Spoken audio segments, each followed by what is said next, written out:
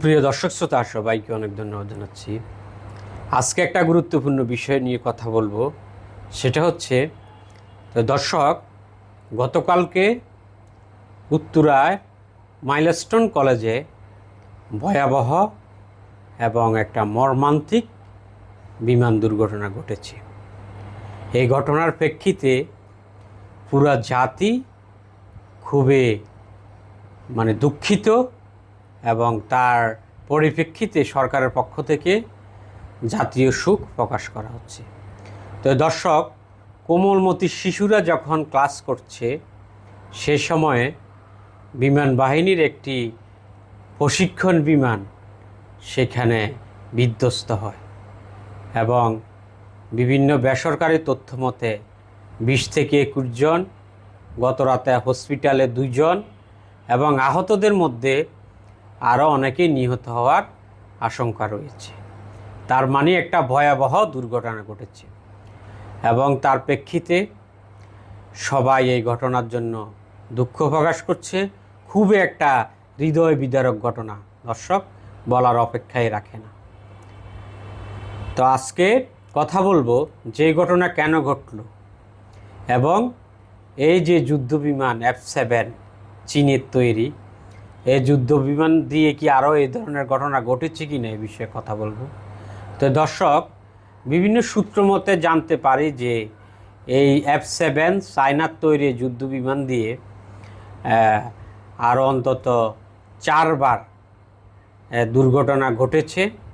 প্রথমবার যেটা ঘটেছে এটা হচ্ছে 2005 সালে। সেই ঘটনায় বিমানের যে পাইলট, সে বিমানের ইমার্জেন্সি এক্সিট দিয়ে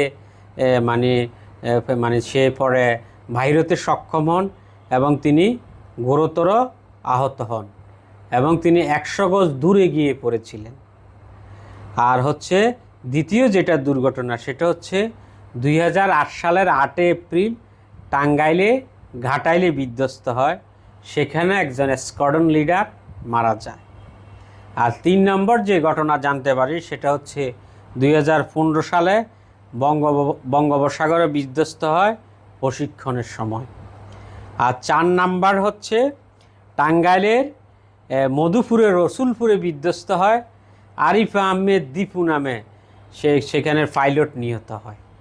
তো দর্শক, যে F-7 যে যুদ্ধ বিমান, সেটা আসলে সোভিয়েত ইউনিয়ন আগে রাশিয়ার যে আগে ছিল এটার যে MiG-21 সেটার অনুকরণে তৈরি হচ্ছে F-7। মূলত এটার অফিসিয়াল নাম হচ্ছে FVGI। আর হচ্ছে চায়নাতে এই বিমান পরিচিত হচ্ছে সেন্দু J-7 হিসাবে। তো দর্শক, বাংলাদেশ ছাড়াও পাকিস্তান, মিশর এই যুদ্ধ বিমান ব্যবহার করছে এবং এটার যে ম্যানুফ্যাকচার হয় 1965 সালে এবং লাস্ট ম্যানুফ্যাকচার হয় 2013 সালে। এ হচ্ছে কথা। এবং এটা কিছু 1 ইঞ্জিন বিশিষ্ট বিমান এবং এটা দিয়ে এটাকে 3rd জেনারেশনের বিমান হিসেবেও পরিগণিত করা হয় এবং কিছু গাইডেড মিসাইল এটা দিয়েও ছোড়া যায়।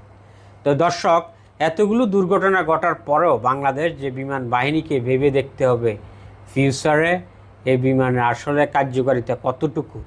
এখন যে আধুনিক বিমান তৈরি করছে USA সহ অনেক দেশ যারা আছে, এবং বাংলাদেশ বিমানকে এই ধরনের আধুনিক বিমান সরবরাহ করার সময়ের দাবি, যেহেতু এতগুলো দুর্ঘটনা এখানে ঘটেছে। আর দ্বিতীয়ত হচ্ছে যে আমরা জানতে পারি যে গতকালকে যে ঘটনা ঘটেছে সেখানে যে বিমানের যে পাইলট ছিল, এই পাইলটও কিন্তু নিহত হয়েছেন। তার যতটুকু জানতে পারি তার বাড়ি হচ্ছে চাঁপাইনবাবগঞ্জ, সদ্য বিবাহিত এবং তারও এটা প্রথম বিমান চালানোর একটা প্রশিক্ষণ ছিল। তো দর্শক, এটাও একটা মর্মান্তিক মৃত্যু। সে তো আর ইচ্ছা করে নাই, যে কোনোভাবে হয়তো একটা কারিগরি ত্রুটির কারণে ঘটেছে। তো এখন সরকারের উচিত হচ্ছে যে যারা নিহত হয়েছে, যারা শিশু, তাদেরকে যথেষ্ট ক্ষতিপূরণ দেওয়া। আসলে যাদের যে বাচ্চাগুলো নিহত হয়েছে এটা কোনো ক্ষতিপূরণে এটার যে ক্ষতি হয়েছে এটা পূরণ করা সম্ভব নয়। আর যতটুকু সম্ভব যে প্রশিক্ষণ বিমানকে আবাসিক এলাকার বাইরে অন্য জায়গায় প্রশিক্ষণ দেওয়া অবশ্য একটা সময়ের দাবি, এবং এই সমস্ত কাজ করার মধ্য দিয়ে ফিউচারে দুর্ঘটনা এড়ানো সম্ভব। আসলে দর্শক, দুর্ঘটনাই, তারপরে যতটুকু ক্ষতি এড়ানো যায় এটাই। আর বিমানটা পড়ে হঠাৎ করে ক্লাসরুমের দিকে মানে বিমানের একটা অংশ চলে যায়, আর ছোটো বাচ্চারা সেখান থেকে অনেকে সরে যেতে পারে না, এই জন্য এই ভয়াবহ দুর্ঘটনা ঘটেছে। নিঃসন্দেহে এটা খুবই বাংলাদেশের মানে খুবই একটা it was a terrible incident of Bangladesh Biman accident history, there are no doubt.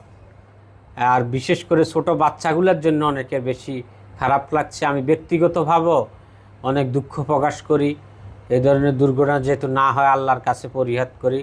তো দর্শক, সবাইকে অনেক ধন্যবাদ। আসসালামু আলাইকুম।